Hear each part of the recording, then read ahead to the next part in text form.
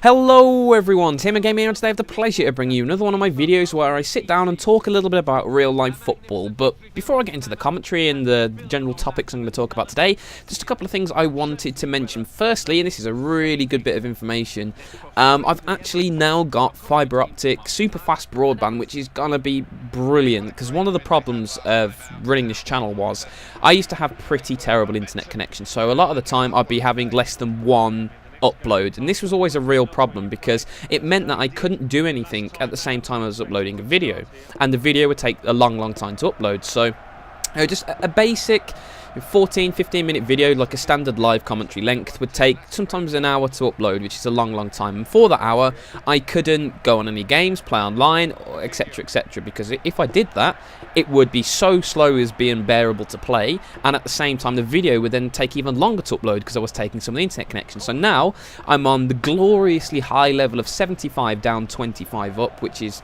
just so much better. And the great thing about this is it's actually going to let me get videos up for you at times where I wouldn't be able to do it. For example, right now, I've been spending the day watching football, watching the Tyne derby this morning, and then watching Chelsea versus Manchester City in the afternoon. I've come straight upstairs. I'm going to record this commentary. My computer will probably render out this. It's going to be about an 18-minute video, probably there or thereabouts. It's going to render this video out in about 19 minutes, and then it'll upload it in probably about 10 minutes. So this is just so much better in comparison to about a month ago, where my laptop would have taken about an hour and a half to render this video, and then it would have taken another hour to upload it. So this is actually a great time, because for the first time in a long time, in fact the first time probably ever, I can speedily render and upload videos. So this is great news. And what it means in practice for you guys is going to be plenty more videos, because I know you guys have keep messaging me on Twitter saying, have you stopped playing FIFA 14, all this sort of stuff. And no, I haven't. The reason why I've not uploaded as many FIFA videos this week is because I've been at a friend's house for basically 2 days, so that cut out the upload, because I went round his house at about 3 o'clock in the afternoon. So I do my video in the afternoon, so that stopped that, and I got back the following day gone 7 o'clock, so I just wanted to go on, play some games with some friends. And then obviously on the other day, the internet was down because the BT engineer came round and repaired everything, so that took another day out of uploading. So I decided to upload some GTA, and I hope you guys have been enjoying it. I'd endeavour you to check it out if you haven't checked it out already. Some sound problems on the second video. For some reason the sound hasn't synced up in certain areas. It's synced up in others, but I think there was a problem with the Skype recording which has stretched the sound out a little bit, so I'm not really sure what went wrong there, but it's still very interesting. The sound for 95% of it is fine, so definitely something to check out. But let's talk about some real life football now. Firstly, I'm going to quickly mention Aston Villa, because I went to watch Villa yesterday when we lost 2-0 against Everton, and I have to say I was really disappointed with the result, because I felt we deserved something from the game. Really, if we'd been clinical, we should have been 3-0 up inside the half an hour mark, because obviously Benteke's penalty early on, and then Andy Weimann had a glorious chance. I'm not sure whether he was offside or not, but he just basically seemed to run onto a ball which had gone through the entire Everton defence in midfield. One-on-one with the keeper, sort of tried to round him, ballsed up a little bit, missed that chance. And then obviously Benteke's chance again when the balls come through. He sort of had a really bad touch on the left-hand side of the penalty area, then tried to finesse it across the goal, and Howard just makes a relatively straightforward save in the end. So should have been 3-0 up there. Gabby Bonlahor had a great chance in the second half. Should have scored really 4 goals.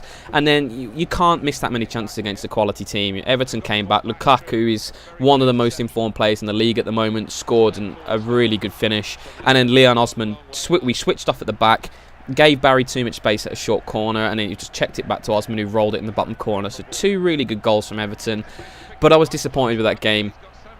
Should have probably got something from it, but we're still playing so much better, and this is a great thing. I'm disappointed that we didn't get anything from a game against Everton. Before I just sit back and think we're going to lose, but we actually, for a large proportion of that game, were right in it. Everton didn't outclass us by any stretch of the imagination, and if we'd taken our chances, we probably would have won the game. So we're in a much better position than we were last year. We've had a very hard start to the season, don't forget that. We've played Chelsea, we've played Arsenal away, we've played Manchester City, we've played Everton. These are very tough teams to play early on. So to have the points tally that we do already, big wins away to Arsenal, 1 at home to Manchester City, those are 2 games people would have definitely said we would have lost. And then 1 away at Norwich, good result that. Solid point away at Hull, probably could have won the game there. So I'm pretty pleased with the start we've made this year, and hopefully we can continue that on and finish solidly mid-table. That's my aim. I'd be very, very pleased with a finish from somewhere between 11th to 13th, somewhere around there. Nice and solid. Little bit lower wouldn't be the end of the world. If you finish 15th, that'd still be an improvement on last year, and we're still bringing the young players on. And if we have a great season, we might finish top 10, but that's if we have a great season. There's a lot of very, very good teams in the Premier League who I think are more likely to finish there. So that would be interesting. So that's enough for Villa. Let's move on to the matches I watched today. Now, the first match today obviously was the Tyne and Weir derby. Sunderland versus Newcastle. Huge, huge derby. One of the biggest derbies in the country. Always really, really passionate. And it was a game against two teams who have struggled a little bit in the Premier League recently, especially Sunderland, but Newcastle haven't exactly set the world alight either. They've got a lot of very, very good attacking players, Newcastle, but they always seem to be shaky at the back. They got absolutely destroyed by Manchester City, and you saw today the defensive problems. Fabrizio Colaccini's really, really dropped off in my opinion. Last season, I think he got into the team of the year or something, like last couple of seasons. Very, very solid, but this year it's just not there. And when you've got players like Paul Dummett today, who just had a disaster of a game. He scored last game he played, with a tap in at the far post, but you're not paying your centre-halves to score goals. You're paying them to defend properly. And he was just absolutely atrocious today. And when you've got players like Mike Williamson and Paul Dummett as your starting centre-back partnership, you're always going to be in trouble. That's a very, very shaky defensive partnership. And you've got a great keeper like Tim Krul in goal, but you can't expect keepers to keep bailing you out of horrible situations. You can't rely on your goalkeeper to make 10 great saves a game to keep you in a match. You just simply can't do it. And for me, Newcastle's defence is definitely their weakest part, because when you've got players like Cabaye, Ben Arfa, Remy, going forward, they're very, very talented players. But Newcastle's defence is just not great by any stretch of the imagination. So I can understand why they lost today. Obviously, new manager at Sunderland, Gus Poyet, he's going to be very, very pleased with his start, because being realistic, he would never have expected to win away at Swansea first game. They didn't play particularly well. Swansea were, comfortably the better side, and it really could have been more. But you don't expect to win that game when you're Sunderland. It was much more important for them to get a result today, and I have to say I thought they played pretty well today. And it's clear to see that as soon as Paolo Di Canio's left, the Sunderland players are just much more up for it. And you can argue whether that's right or wrong. They are professional footballers. They're getting paid an astronomical amount of money. Should they really throw their toys out of the pram just because they don't get on with the manager a little bit?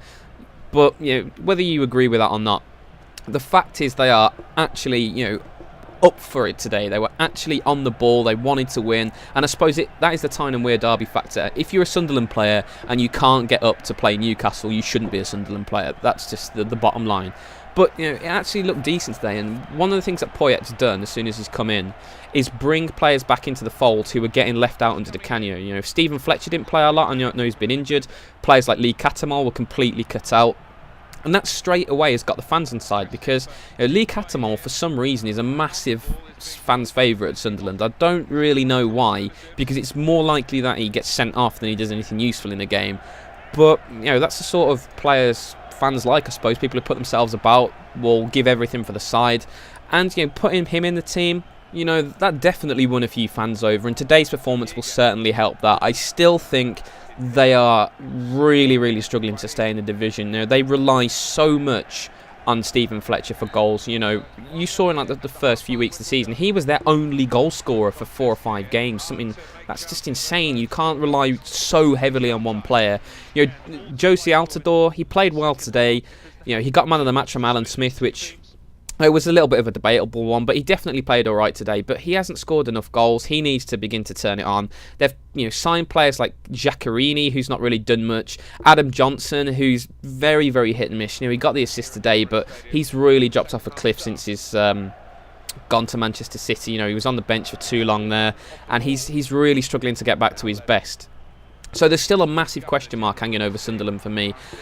I would still back them to go down, and probably, they're one of the 3 teams I am expecting to go down.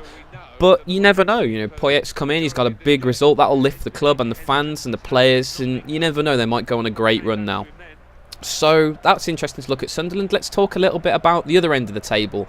And obviously the second game this afternoon was Manchester City versus Chelsea at Stamford Bridge in a huge game. And obviously if you guys have checked the result out or you watched the game, you know that it was a very late winner for Fernando Torres after another terrible bit of defending from Manchester City. And this is a recurring theme. Manchester City are just a terrible defensive unit when they don't have Vincent Kompany. And you could say the goal today, was it Joe Hart's fault? Should he have shouted louder? Did Nastasic not hear a call, or was he not listening?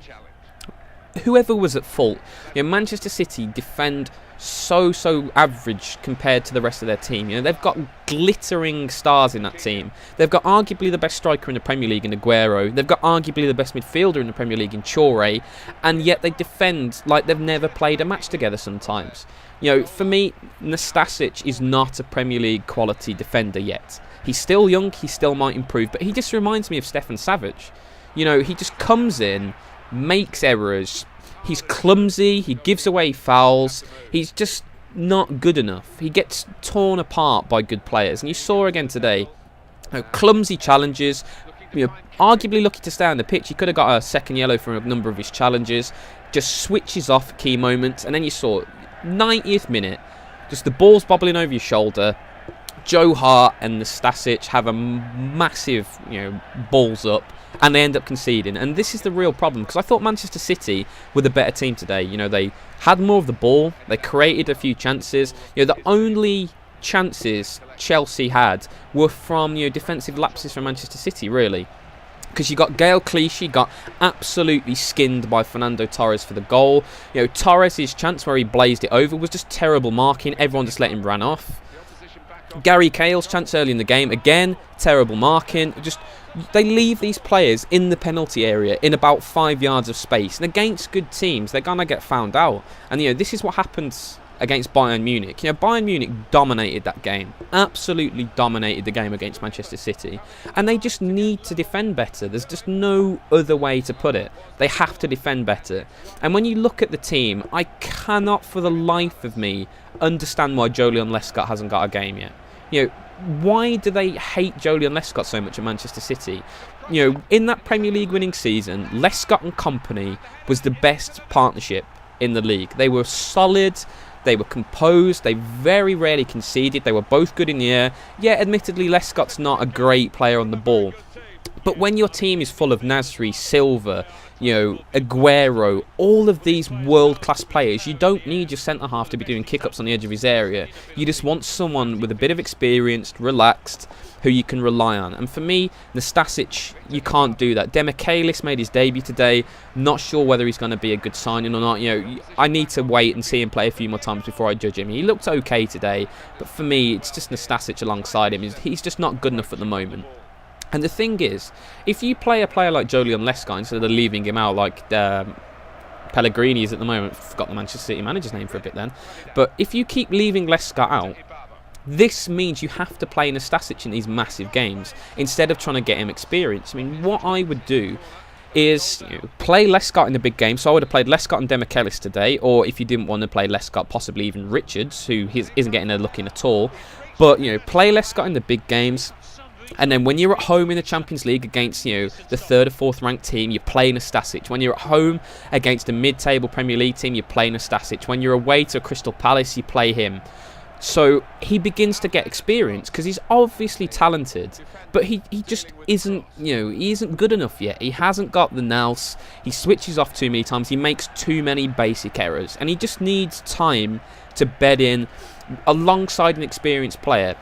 And when you play a player who's underperforming, like Nastasic, alongside a player making his debut, I doubt whether they even speak the same language particularly well.